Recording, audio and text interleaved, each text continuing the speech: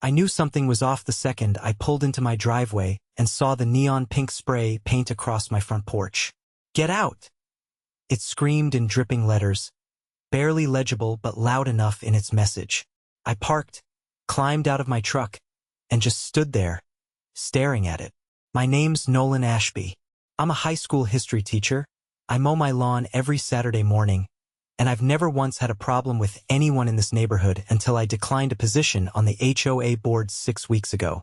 That's when Adrielle Norrington, our delightful HOA president, decided I was a problem. Adrielle is the kind of woman who treats a clipboard like a weapon. She's in her late 50s, wears navy blue power suits to casual barbecues, and speaks in that slow, pointed tone like she's permanently disappointed in you. She's been running the Lincoln Pines HOA like her own personal kingdom for nearly a decade. And now someone had vandalized my porch. I took a picture of the graffiti, then zoomed in on a small heart drawn next to the message. Inside the heart? K+A. Karen. Karen Mallory lived 2 doors down. She was Adrielle's lapdog, always the first to report violations, like my garbage cans being out at 4:58 p.m. on a Tuesday or my grass looking too wild.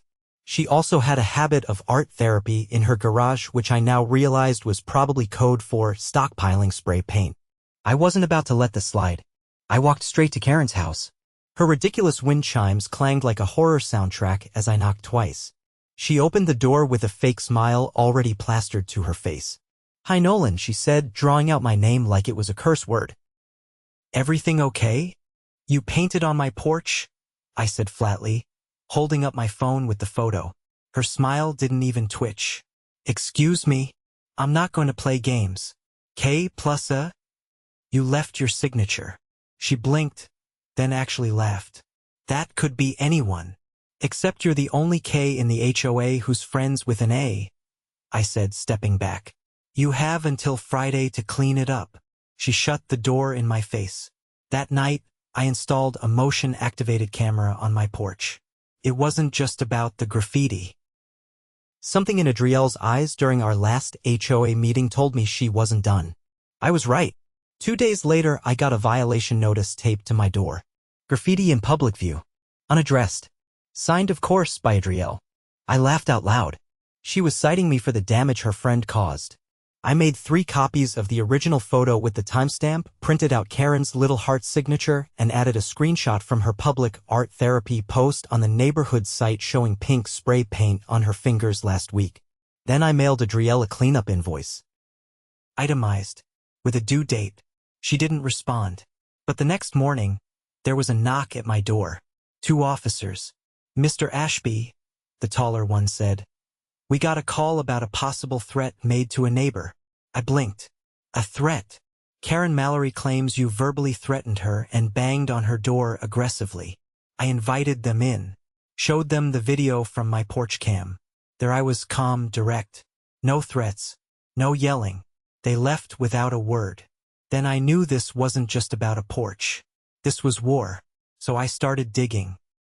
Turns out, Adrielle had been quietly fining residents for made-up violations for years, and pocketing the money. She kept a separate HOA maintenance account that wasn't registered with the state. I found all of this after talking to a former board member who'd quit after Adrielle denied him access to the books. I went door to door that weekend. Not angry, just informative. "Did you know your dues increased last year by $200? Know where that money went?" I'd ask. Then I'd show them the breakdown I'd found in the public tax records, or rather, the lack of any breakdown at all. By Sunday, I had 37 signatures on a petition to audit the HOA. Karen saw me walking down the street with a clipboard and actually tried to block my path with a folding chair. "You need to stop this, Nolan," she hissed. "Tell Adrielle she should have cleaned the porch." She lunged for my clipboard, but I stepped back. "Touch me again," I warned, "and I'll add assault to the growing list." She backed off. On Monday, I submitted the petition to the County Oversight Board. Lincoln Pines was under investigation by Friday. Adrielle tried to spin it, of course. She sent out a mass letter blaming a disgruntled homeowner for stirring up confusion. But the residents weren't buying it anymore. Then came the best part. I got a knock one morning, but it wasn't police. It was a county investigator.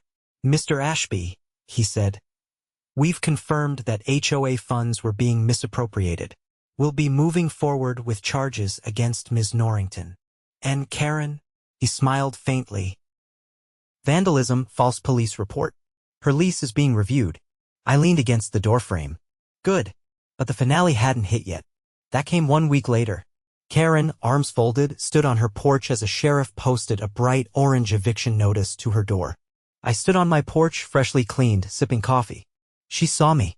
I raised my mug. She flipped me off. "Classy," I muttered, locking eyes with the camera above my door. "Let the record show," I warned her. The neighborhood was quieter after Karen's eviction. Not peaceful, just eerily quiet, like the air right before a storm. People waved more now. They stopped pretending not to see each other. But there was still a tension, a sense that something else was coming. It wasn't just the investigation. It was the nervous shuffle of neighbors who used to defend Adrielle now pretending they never knew her that well. It was the sudden appearance of for sale signs on 3 different lawns. And it was the way Adrielle stopped walking her dog past my house. I didn't gloat. I kept watering my garden every morning, same as always, and replaced the broken porch light fixture with something a little more modern. I wasn't trying to prove anything. I just wanted to live in a place that didn't feel like a dictatorship. But Adrielle wasn't done. One Thursday afternoon, I came home to find a thick manila envelope stuffed awkwardly in my mailbox. No postage, just my name written in looping cursive across the front. Inside were 15 pages of legal threats. Cease and desist. Defamation. Interference with HOA governance. Apparently, Adrielle had hired a law firm from 3 counties over to try and scare me into silence. I read every word twice. No actual lawsuit had been filed. Just a lot of expensive letterhead and dramatic phrases like irreparable damage to reputational standing and malicious intent to destabilize community order. I took the whole packet, scanned it, and forwarded it to a friend of mine named Ellie. She was a municipal attorney I'd met during a county education project years ago. Sharp as a tack and allergic to bullies. She called me that night. "She's got nothing real," Ellie said, flipping pages in the background. "This whole letter is smoke and mirrors. They're hoping you'll back off." "She chose the wrong guy for that," I said. Ellie's tone shifted. "How far are you planning to go with this, Nolan?" "As far as it takes." There was a long pause. Then she said, "Good. Because I did a little digging of my own." She'd found something buried in the county archives, an easement agreement from 22 years ago when Lincoln Pines was still under construction. It detailed that the HOA had temporary control over common areas for the first 5 years, after which governance was supposed to transfer to a resident-elected council. That never happened. Adrielle had simply stayed in charge. "She's technically been holding power illegally for over a decade," Ellie said. "If you bring this up to the oversight board, they'll have no choice but to dissolve the current leadership." I leaned back in my chair, heart beating faster. "How soon can we get that in motion?" "Already submitted. You'll probably get a notice next week." That weekend, I invited a few neighbors over for coffee on the porch. Not a rally. Just old friends Carlos from across the street, June and her husband from the corner lot, and Terry, the retired firefighter who'd lived here longer than anyone. They brought muffins and folding chairs. We didn't talk about Adrielle at first. Just sports, weather, and the fact that someone had finally fixed the broken streetlight near the playground. Eventually, June said what everyone was thinking. "She's not going to leave quietly, is she?" Carlos shook his head. "Not a chance. She'll find a way to dig in." Terry took a sip of his black coffee and said, "She's not the first person to forget this is a neighborhood, not a throne." I didn't make speeches. I just handed them copies of the easement agreement and let them read it for themselves. By the time the sun dipped below the rooftops, we had a plan. The following Tuesday, I attended a closed-door oversight board meeting downtown. Ellie came with me, dressed in a blazer that somehow made the rest of the room look underdressed. She presented the easement agreement, highlighted the timeline violations, and outlined Adrielle's repeated misuse of funds.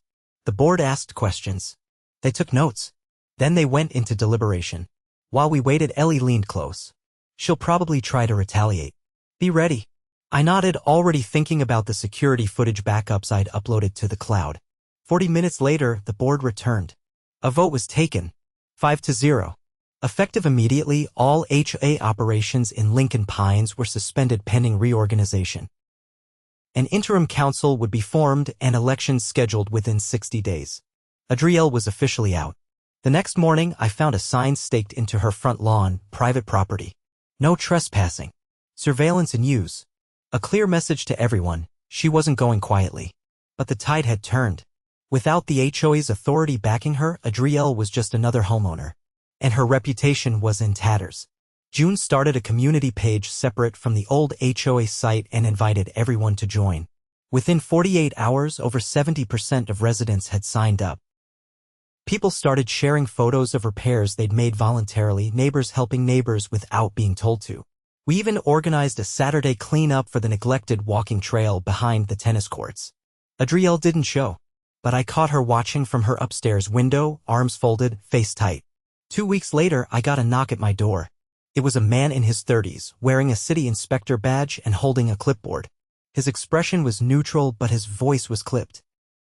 "We received an anonymous report that you've made unauthorized structural changes to your porch." I raised an eyebrow. "What structural changes?" He glanced at the camera above my door, then back at his notes. "Says here you installed a permanent fixture without HOA approval." "There is no HOA," I said calmly. "It's been suspended." He blinked, clearly unaware. I handed him a copy of the notice from the county oversight board. He scanned it, then sighed. "Well, that makes this a waste of time." As he walked away, I stepped outside and watched him get into his car. Across the street, I saw Adrielle's curtains twitch. She was still trying, still grasping at control. I didn't bother reacting.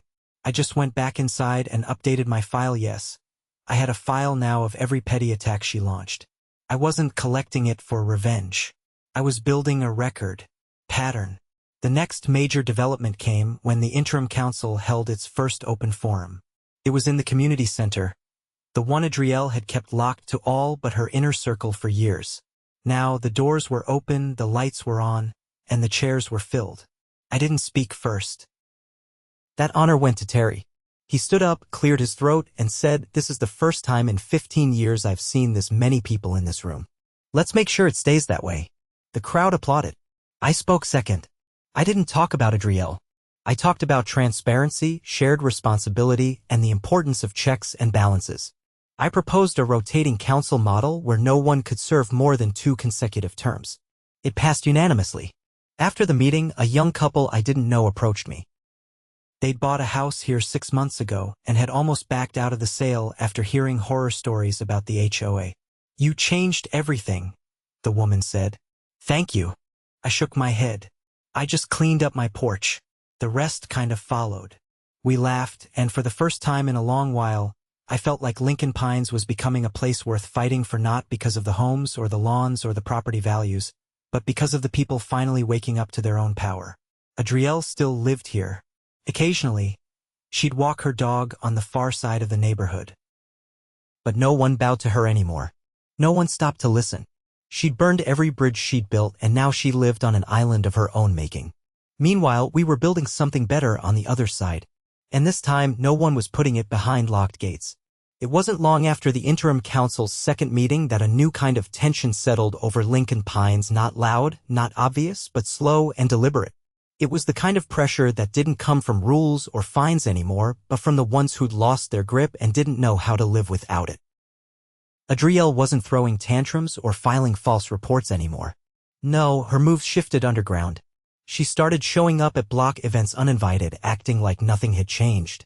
She'd pick up a plate of food, make 1 or 2 stiff compliments about someone's garden, then linger just long enough to make everyone uncomfortable. No one asked her to leave. No one had to. Her presence said everything.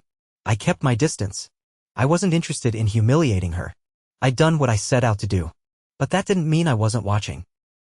The real surprise came when someone completely unexpected knocked on my door one evening, a man in his early 60s with a faded veteran's cap and a clipboard under his arm. He introduced himself as Louis Trimble. Said he'd been the original developer for Lincoln Pines before the HOA was even formed. "I heard about the shakeup," he said. "Figured I should come see what kind of mess that woman made of the place." We sat on the back patio while the sun dipped low over the fence line. He told me stories about the early days, how the land used to be an orchard, how he'd fought to preserve the walking trail that served as a wildlife corridor. I offered him a drink and he waved it off. "She ever tell y'all how she got herself elected in the first place?" he asked, tapping the clipboard. "No," I said, leaning forward. "She acted like she'd always been in charge." Lewis chuckled without humor. "She wasn't even the first president. She was the secretary. But the original president moved after a year. Adrielle ran the next vote by mail, only she never actually sent the ballots. Just said she won." I blinked. "You're serious?" "Dead serious. I tried to step in back then, but I was just the builder by that point. Once the community was turned over, I had no say. She made sure of that." Lewis handed me the clipboard. It held a folder stuffed with old correspondence emails, certified letter receipts, even a notarized affidavit from the first HOA president saying he never officially resigned. My hands tightened on the edges of the paper. "This could void everything she ever enacted," I said. Lewis nodded. "I kept copies in case the day ever came." "Looks like it finally did." I thanked him, told him I'd make sure it got into the right hands. He stood up, adjusted his cap, and left without another word. The man had come back after 20 years just to set the record straight. I scanned the documents that night and forwarded them to the interim council. Ellie reviewed them as well and confirmed what I suspected. The entire foundation of Adrielle's authority had been fraudulent from the beginning. Not just corrupt, illegitimate. The council called an emergency forum. We didn't make it public until the day of to avoid giving Adrielle time to interfere. When the doors opened, the room filled quicker than I expected. Even residents who usually kept to themselves showed up, some of them carrying copies of the council's notice in hand. I watched Adrielle enter last. She didn't wear her usual navy blazer. This time she came in plain slacks and a beige cardigan, her hair pulled back, no clipboard in sight. She took a seat near the back, arms crossed, face unreadable. The council chair, a soft-spoken accountant named Margot, stepped up to the podium. She wasn't a natural speaker, but she didn't need to be. The documents spoke for themselves. Margot read directly from the notarized statement, then held up a copy of the original bylaws. When an election is held improperly, and leadership is obtained through misrepresentation, all subsequent actions taken under that assumed authority are null and void. There were no cheers, no gasps, just silence. Adrielle stood up slowly. She didn't defend herself. She didn't deny anything. Instead, she looked at Margot and said, "This is a witch hunt driven by a man with a personal vendetta." Margot didn't flinch. "This is a community correcting its course." Adrielle's eyes found me in the crowd. "You think restoring order makes you a hero? You've created chaos." I stood, not to argue, but to finish what we started. "Order without consent isn't order," I said. "It's control." She turned without another word and walked out. After the meeting, things began to shift. The interim council officially dissolved all policies enacted after the fraudulent election. That included nearly 200 fines, dozens of architectural denials, and every restriction that had been selectively enforced by Adrielle and her circle. The community center was reopened under shared management, and volunteers began organizing events that hadn't been allowed in years: potlucks, movie nights, even a weekend tool-sharing program. I stopped receiving mystery visits from inspectors, and the passive-aggressive notes in my mailbox dried up. Karen's former house was purchased by a couple with 2 kids and a Labrador retriever that barked at squirrels like it was on a mission. Neighbors started borrowing ladders and returning them with thank you notes. People talked across fences again. Then one afternoon, while trimming the hedges, I noticed a moving truck parked outside Adrielle's house. She wasn't supervising. A pair of college-aged guys were loading boxes with practiced efficiency. The blinds were drawn, and her car was gone. By nightfall, the place was empty. No one celebrated. No one needed to. Her absence said more than any speech could. But the final piece fell into place 2 weeks later when Margot called me over to the community center. She had an envelope for me, plain, unmarked, sealed. Inside was a check from the county backed by court-ordered restitution. It was payment for the illegal fines I'd fought, plus damages for the false police report and legal harassment. The number wasn't life-changing, but it was enough to cover every cent I'd spent documenting, preparing, and defending myself over the last few months. I stared at the check, then handed it back. "Use it to build something," I said. Fix the trail lighting. Start a scholarship. I don't care. Just make sure it goes toward the people who live here. Margot hesitated, then nodded. We will. That night, as dusk settled over Lincoln Pines, I walked the neighborhood.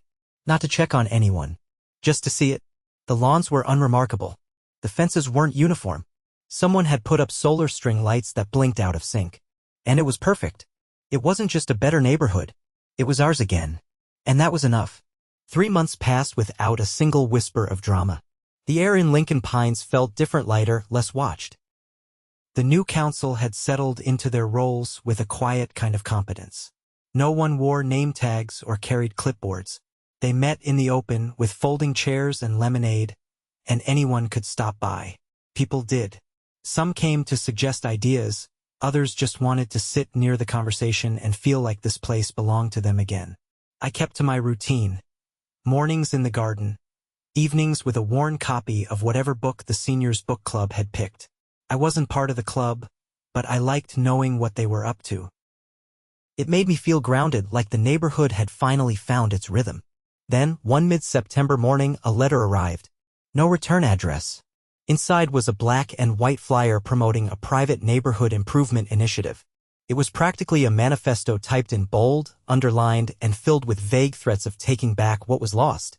But there was no signature, no contact info. Just a date and time for a meeting at the old model home on the edge of the development, the one Adrielle used to lease out to visiting relatives before the council revoked her access to community property. I brought the flyer to Margot that afternoon. She was cataloging gardening tools donated for the new shed out back.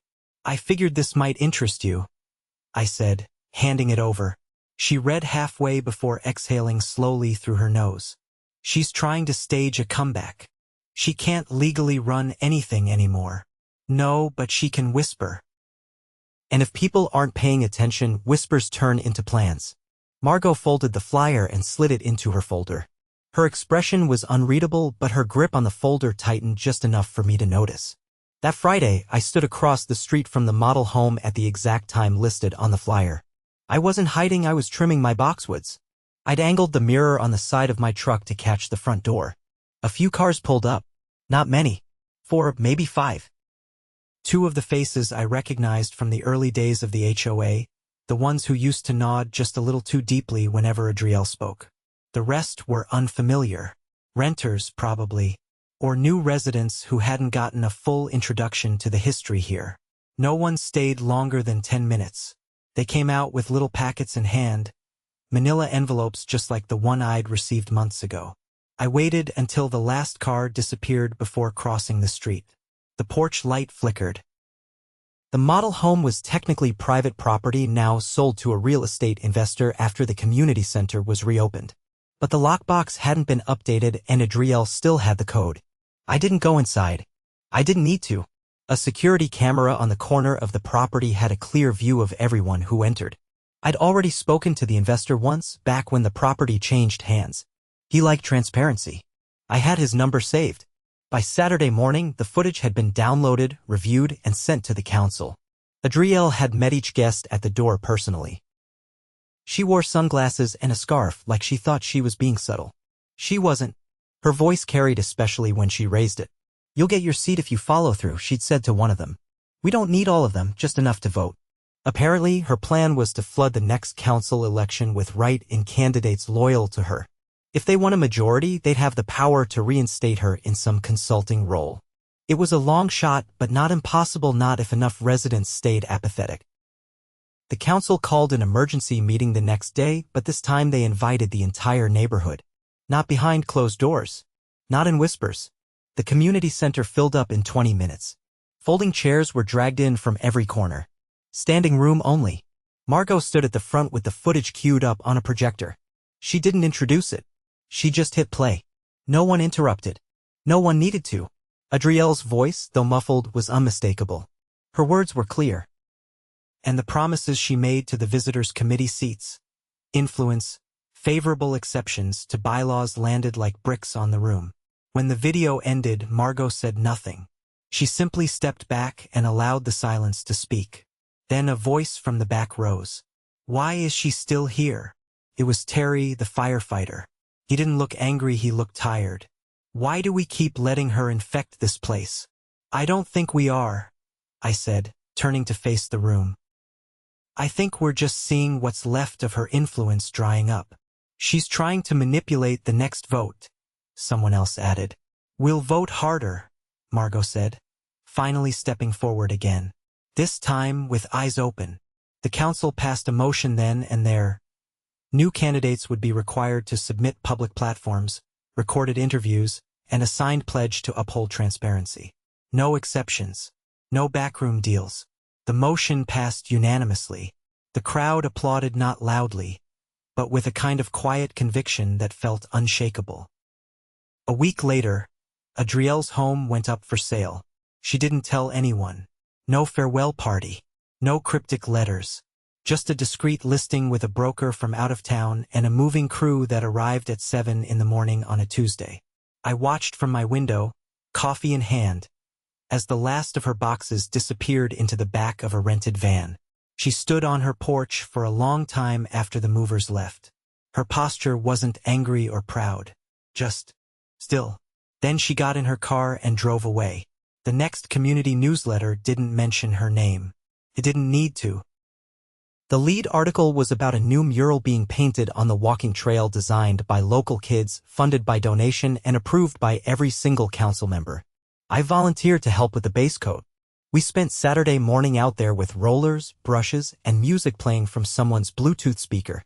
The kids had drawn sketches of the animals they'd seen near the trail: foxes, owls, even a raccoon that had apparently earned a nickname after stealing someone's lunch last month. It wasn't perfect. The lines were jagged. The paint bled in a few corners. But every brushstroke was a declaration: we're still here. We're not afraid of color. Or change. As I stepped back to admire the progress, Margot came up beside me. She didn't say anything at first. Just looked at the wall, hands in her jacket pockets. She won't come back, she said finally. I know. But someone else might try what she did. Someday. I nodded. Then we'll be ready. She turned to me. You ever think about running for the next council? I have a garden to take care of. You get the votes. I smiled, but I didn't answer. I didn't need a title. I'd done my part. The rest would grow, like anything worth tending, slowly, with time and care and the right kind of people showing up when it mattered most. As the sun dipped below the trees, casting long shadows across the mural, I dipped my brush into the paint again and added one more streak of blue sky above the fox's ears. No one's porch had been vandalized in months. No anonymous letters. No false citations. Just neighbors, paint, and a trail that belonged to everyone again.